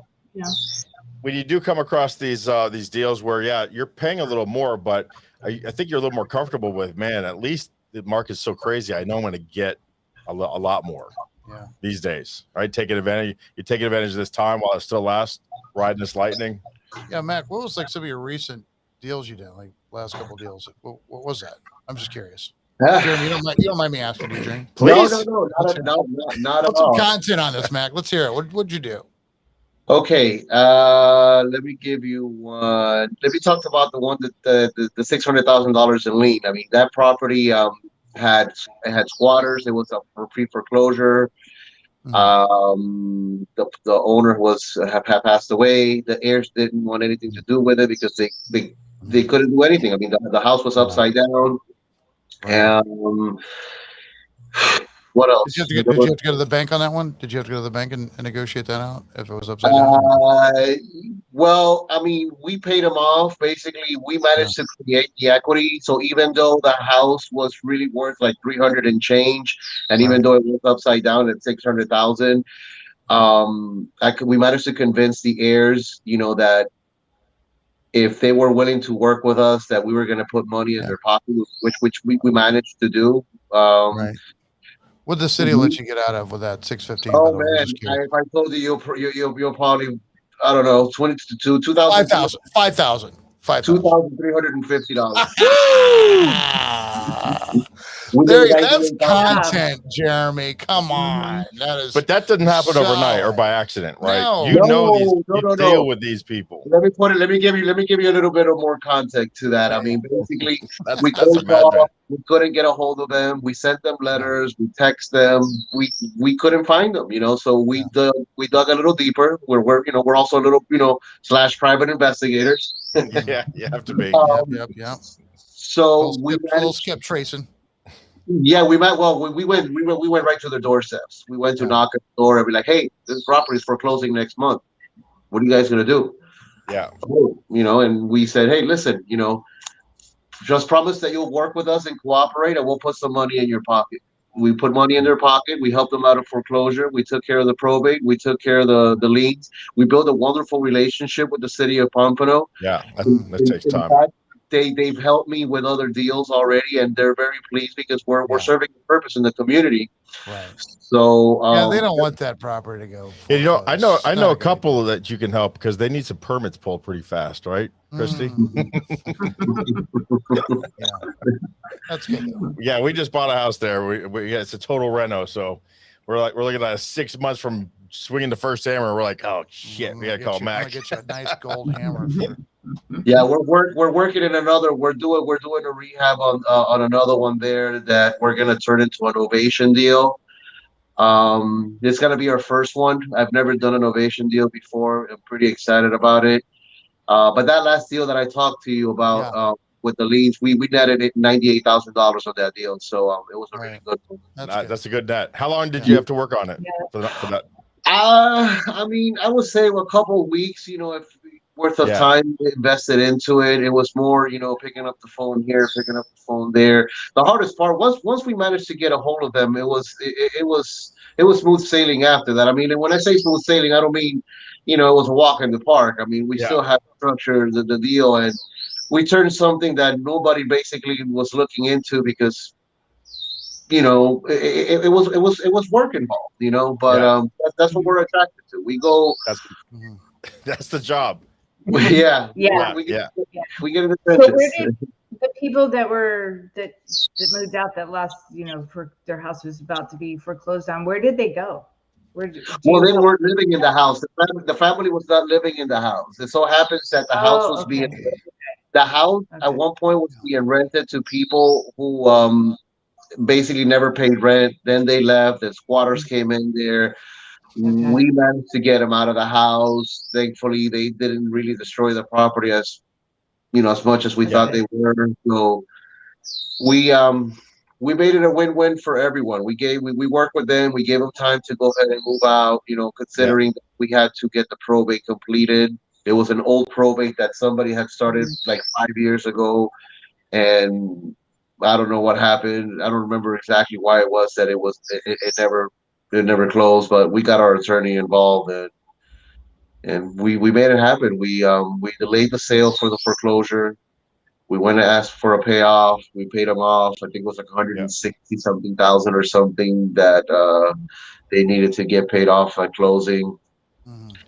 And the city got paid their 2350. We went ahead and hired a company to just go ahead and clean it out a little bit, just to just stop the fines. And we made an agreement with them that we would go ahead and mitigate and could correct the issues within 90 days of closing. And if we were Wow. able to do that, they will Smart. go ahead and reduce all the fines and basically forgive them. And Yeah. we basically just gave we gave that offer to our end buyer, which basically agreed to take the property with the liens. I mean, it wasn't really like nothing serious. It was more like it was trashed, logged. Violations. Yeah. Yeah. So if you come across a deal, in 20%, 10% even discount, with the rents being so high, as they're projected to stay after the recession goes, after inflation comes back down, would you consider holding? Do you hold any properties now? Or are you just Not totally? currently. I am considering getting into that market. I'm just trying to go ahead and perfect my niche right now, Mhm. and just take advantage of the opportunity that I have right now by setting up systems, because working in the probate niche is a real tricky niche, being that you're technically not able to get a hold of the homeowner. You know, a lot of So praying, maybe. Yeah. when you're Or doing they don't want to talk to you. when Yeah. you're doing this, yeah, they don't want to talk to me, You're, and when Long you're doing distance this, call. you're up against the entire county trying to buy that yeah, house. when you're doing this at scale, it's hard finding because a lot of times we're not going after the deals that already have a personal representative. We rather go out after the ones that are not even there yet. Yes. Yeah. So basically, it's fine tuning the systems that we use so that we can go ahead and be able to know exactly where we are with every lead, to make sure that we're capitalizing, because I want to go ahead and be able to multiply that $198,000 deal by 3 or 4 a month like that, and consistently every month. Yeah. So getting into the buy and hold is going to entail being able to have the right crew to do Mhm. the minimal work. I mean, and even though it's considered minimal, you still got to do work. You still got to babysit some of these, contractors, and it's. Yep. It's I a don't it's a want to do it's a machine. that Yeah. pick and choose. Now, let me just put it like that. I want to go ahead Yeah. and just. Then there's Is it, property management after. Yeah. Yeah. So what is the easiest way, do you think? And by the way, I want to say hi to Adam, because Adam is another person who's in this realm with us. He's property and casualty insurance, and Oh, we talked about earlier hey, about how Adam. costs going up, but Adam is the dude Yeah. to get you a really good price for your homeowner's insurance. So okay. shout out to Adam Young. Mhm. But Mac, for new investors, so I really do. My training coaching business, my strategy business is really, I love working with new people, young people, out of company, just getting into their business. If somebody was getting into investing, what would you say would be the first way, the first tactic or strategy to try to get their first deal done? I mean, it all depends. I mean, if they're Mhm. working with little to no money, then maybe, driving for dollars, it would be one way. To look into a sign a deal. That marketing technique works. Yeah. I wouldn't, I will focus on one niche. If you're gonna go ahead and do high equity, focus on high equity. If you're doing, pre-foreclosure, focus on pre-foreclosure. If you're doing, out-of-state absentee owners, Yeah. Pick a focus lane, on like Christy said. Yeah. focus Yeah. on one niche so that you can go ahead and master it, and then just start making offers. You know what I mean? Yeah. It's one of those things that if at first when you're getting started, it's gonna be a little nerve wracking. You're gonna get a lot of no's. You're gonna fumble. You're gonna mess up, but who Yeah. cares? You gotta fail No, forward. exactly. Right? But that's what joining a club like Boca Raton Investment Club. Shout out to Dave, Mr. Dave in the Greek Isles right now. Double D. Dweck. Double D, yeah. So, but belonging to this club, it's just like anything we talked about too, is just putting yourself in that orbit of people who are doing what you want to do, and then being around a type of people who can guide you and answer phone calls and questions for you. And this is we're newly in this group, Christy and I, but picked up the phone today and it's like, dude, I need an investor on this call tonight. Yep, no problem. What time? This is the kind of people that you want in your life. Mm-hmm. So. Yeah, you got to definitely surround yourself with people who are where you want to be, and it doesn't come overnight. You got to read, you got to educate yourself. You got to put in the sweat equity into it. Nobody's gonna do it for you, and it's gonna get ugly before it gets pretty. You got a bird or something back there? You got a fire alarm going off? I do have a bird. Yes. I think you need to evacuate, man. I thought it was my breathing from the heat. Surprisingly, that bird has a story as well. That bird came from a client that we actually were in the process of buying his house. See, you're always doing good. Yeah. Sadly, that one didn't have such a good ending. The gentleman ended up committing suicide. So No. Yeah. That's because the bird wouldn't shut up. Yeah. I closed the door on him, so he's upset. Oh. My family's big bird fans, so I'm down with it. We have 3. He's a reminder to me of that mental illness is a real thing and it can happen to anybody. So I'm a big proponent for mental health awareness. Right. I'm actually in the process of building a huge aviary at my place, so that he can go have an opportunity, because he for the first 13, 14 years that he kept him in such a small cage that it was one of those things that it just broke my heart. Initially, I was just gonna go ahead and rehome him, but he has so much personality that he's calling. He's upset that I'm not. You know what's really weird, Mac, is like I came home today. I was had a bunch of things going on, and I want to get ready for Jeremy's show, and I'm literally just kind of setting up the water and get my keys set up, and literally I heard my daughter's. She has a green cheek conure, and the bird actually whistled her name. Bibi. No, Swear to God, swear to God, I'm not kidding. It's so weird. Yeah, so weird. So I'm glad you brought up mental health. I just had a conversation today with a firefighter, Travis, and we talked about some mental health stuff. And I said, I do suicide prevention speeches, and I said he's introduced me now to his chief of mental health and wellness of either the Coral Springs Fire Department or Broward County Fire Department, either one. I forget which one it is. But I'm like, I will go and visit every damn station and do my little speech. I have a 1-hour presentation for suicide prevention and awareness, because firefighters have a high suicide rate, unbeknownst to me. And I thought I knew a lot about suicide prevention. I lost 2 brothers to suicide, so I give you that, man, for mental health awareness. It's really pretty cool. This society is really getting used to saying, I got a problem. It's okay. I'm not going to be judged by it. In fact, it's going to be help for me. Yeah, and do this, but I serve on the board for Henderson Behavioral Health. You want to, I want to educate myself more to the matter and educate others, because I mean, in the industry that we work in, a lot of these families that, that we're working with, Matter and educate others, because I mean, the industry that we work in, a lot of these families. Oh, got it. I think we got it. Good. I got an echo for a second.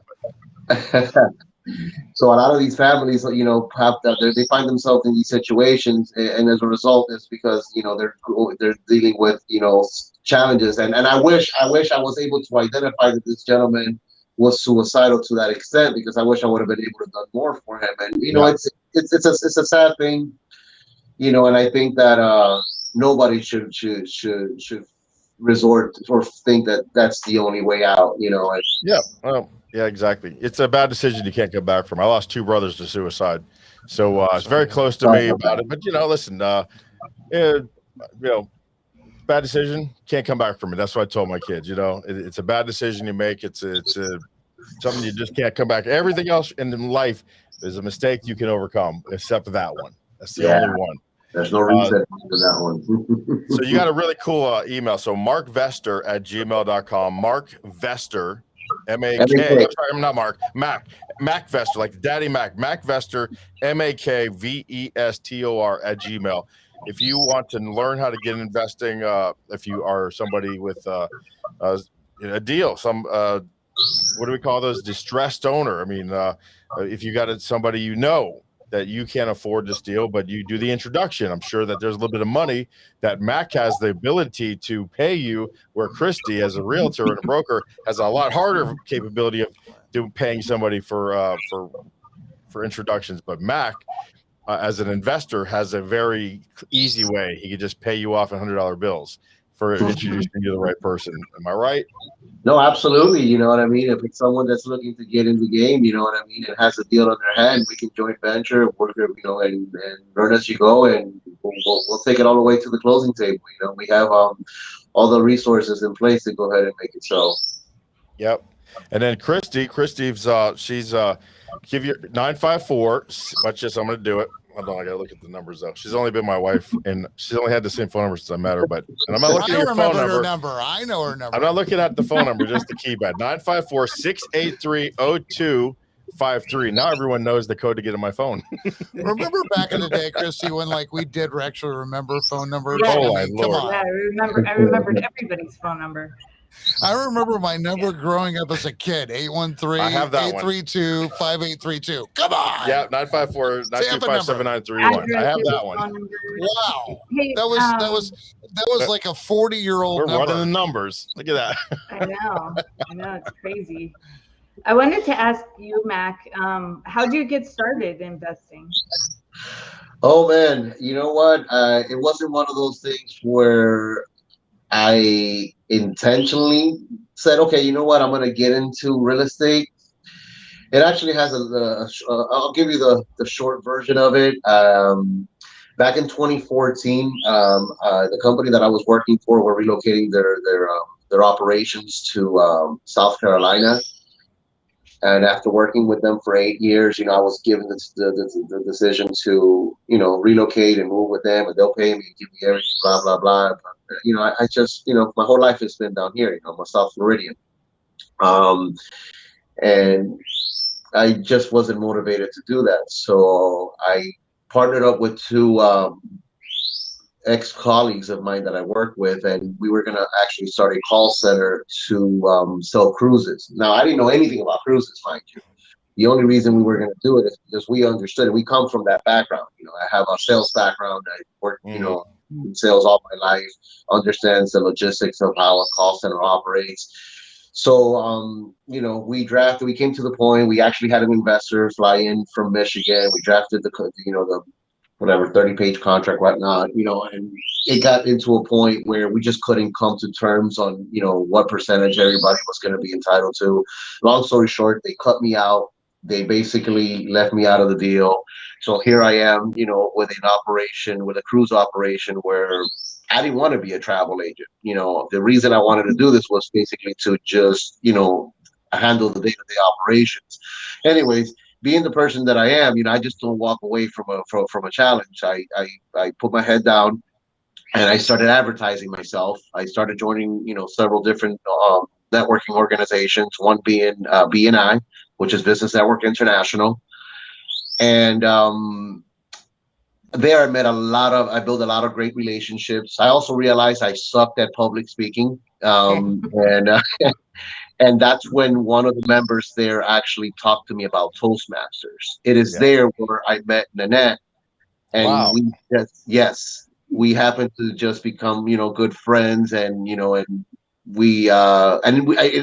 just didn't happen right then and there. I mean, I'd say maybe a year into me being part of Toastmasters, I became really interested in what she was doing, and we were just talking over lunch one day, and I'm like, hey, I want to learn more about what you're doing. And little by little, I phased out of my travel business, and in 2017, I decided to go ahead and just go all in, and I haven't looked back. Yeah, and they're a good team. How many trophies do you have from Brick for Deal of the Month? I got June and May so far. I just joined. He's on a roll. He's got 2 of them. Right. Yeah, what, June and May, right? May and June. Yeah, because I just recently signed up with them a few months back. Yeah. Two in a row. That's good. Yeah, that's good though, because the competition is steep there. Yeah, I mean, it's something good, I guess. I mean, I don't do it for the trophies. I do it for the Sure. Well, if you add up all the trophies between Nanette and Mac and Christy and I, together we have 2. That's great. That's great. There you go. So, JK, I just want to drop this real quick while people are, before they start saying, but JK, to get a hold of Jonathan.Keith@compass.com. His phone number is 954-709-9742. And his office is right over there in teamjkcompass.com. Compass.com. That's where really that the team is on fire. So I want to make sure I give everyone's Christy. We gave your phone number, the email that you want everyone to use. Is it Torisk Team still for now? No, but yeah, you can use that. Torisk Team, TOR. Remember, our last name is spelled to risk, but you risk nothing when you work with Christy. How you like that? Bam! Wow. Boom! Torisk Team at gmail.com. And then, of course, we said Mac Vestor, MAKVESTOR at gmail.com. So I just want to make sure everyone gets their contacts out there. I love Flamingo Realty.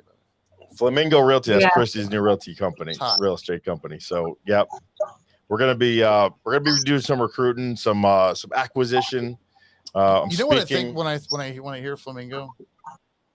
Flamingo Miami Kid. Vice. Oh, Miami Vice. I think it's Matt Damon. As a kid growing up out of Tampa, we watched Miami Vice in the 80s, and you always saw like that boom with the flamingos flying through, the intercoastal area there. They got like an aerial view on. Yeah.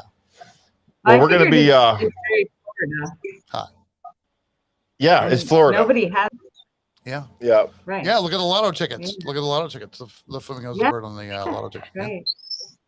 So we're going to be, if you're a realtor, and this is a real estate, normally we don't get a lot of realtors, but watch it. But I think we're going to get real estate people. We'll go to the Orlando convention, the real estate convention of this, the Florida Realtors Convention in August, end of August 21st to 25th.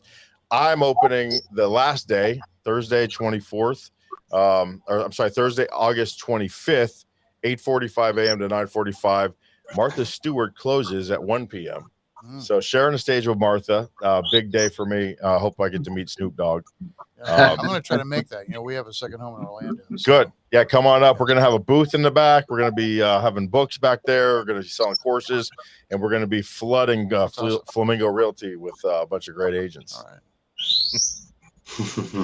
So closing statements, anything, Mac, on landing this plane, and I appreciate you being here tonight, buddy. I really do. No, thank you for having me. Appreciate it. It's a pleasure. Yep.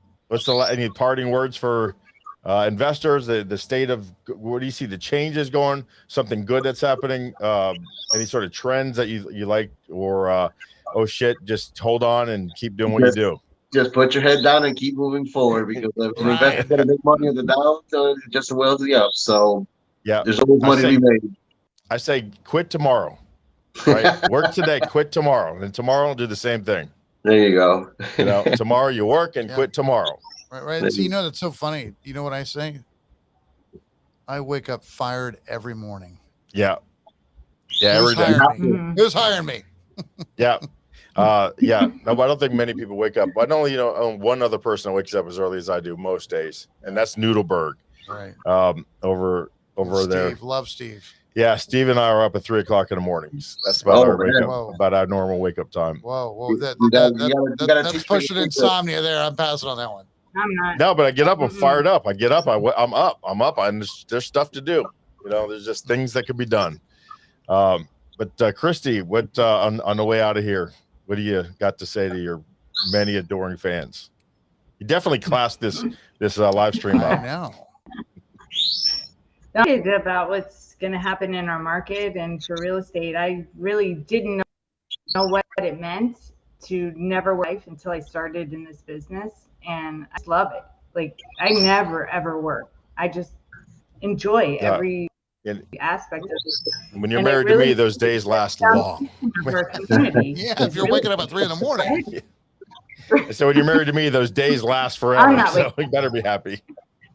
Yeah.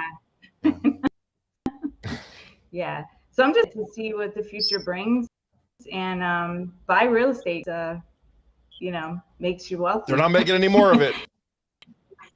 Yeah, exactly. It's a good And investment. if you buy it, you can flip it, Good you can hedge sell against it, you can inflation, too.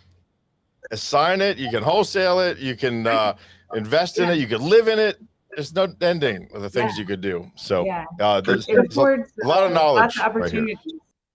Yeah. I mean, So and you know what's so funny is that, you know, ultimately when you look at the history of real estate, there's people's typical wealth, their foundational wealth, wealth. Yeah. has been built on real estate. real estate. And without much college education necessarily, you could do Yeah. all this without having a lot of money spent in college. And Now, yeah. what you want to do is spend your money on knowledge, not college, when you're in this business. Knowledge education never stops. Never, ever stop learning. Yeah. Always keep educating yourself and reading. That's right. We got a fair share of books around here in this office, yeah. but we're nugget hunters around here. We just go through these books and we nugget hunt, put it into practice. Right. But yeah, so JK, closing. Yeah, That's you what's know, good my about real closing estate, though. statements. It's always changing. Yeah. That's right. You know, it's never the same. You know, there's always something Right. different. Even with agents, you know, each agent has their own contacts and own databases and sphere. So it's never monotonous. You know, you make it monotonous. Never the if it's- same day yeah. twice. You know, but I think ultimately, you know, what we see here, and it's like I said, you know, people's foundational wealth is based on, you know, real estate. This is a primary purchase for a lot of people. And you know, even in situations with Mac where he's doing a lot of investing and flipping and all that, but ultimately there's an end game where you're having a primary that's finally getting that home that needs Mhm. that property. And you know, when you look at, it's not like you're in Orlando where you can just keep building and taking land and taking trees out and eminent domaining areas and all that. We're not here. That's not happening here. We are locked. What you see is what you get, and it's going to continue going up. Mhm. And even with the way things work, this isn't ninja loans. People didn't buy my last, 20, 30 transactions. Probably out of those 20 transactions, let's just say 18 of them were cash. Yeah. So when people are talking Mhm. about, oh no, here we go, this is not going to be good. You weren't paying attention to what was going on when they were purchasing. Yeah. It didn't happen overnight. Right. It happened fast though. And you know what's interesting too is, well, what if they lose their job? Well, you know what? There's so many companies looking for good employees that actually show up. Jobs aren't much of an issue right now. So, no, if you are especially if you're a good employee. if you're worth it, yeah, you're salt. And in these days, you don't even have to be a good employee. You just got to show up on time. Yeah, there's Travis. Speaking of the devil, we just talked about him. But yeah, definitely knowledge education. These books, that's all you got to do is read. Anybody you ever wanted to meet in the history of time, sitting right in the library. And what Steve says, here's a Noodleberg for you. Everybody today owns a library. Their whole library, the biggest library in the world, is right here. You can get to any nugget of knowledge in the whole history of the world right here at your fingertips. Well, I'm going to say goodnight to our two guests, Christy and Mac. We appreciate the hell out of you, especially for the last minute, right away, get jumping on and coming on. And also my in-studio guest. You rock. That's I'll tell you what, such man. an honor, buddy. It's been a hell of a day. Seriously. I do plan these shows, but for the most part, I wait for a day or two and just call a bunch of friends and say, hey, come on, let's rock this, So next week, we're going to be live in Los Angeles, California, coming to you live. I'll be there at it'll be 5 o'clock for me. It'll be 8 o'clock still here, but that'll be interesting. We're going to have some different people on, different topics, different whole things, but I need you to just continue doing what you do. Spread the word about the show. It's really doing well. We just hit 3,000 subscribers, 2,250 views, and 2,200 hours of viewing time, which is crazy, and 22,000 actual views of these videos. So thank you profusely for everyone who's been supporting this show. And now it's time to get down to business. All right, guys, we will talk to you next time.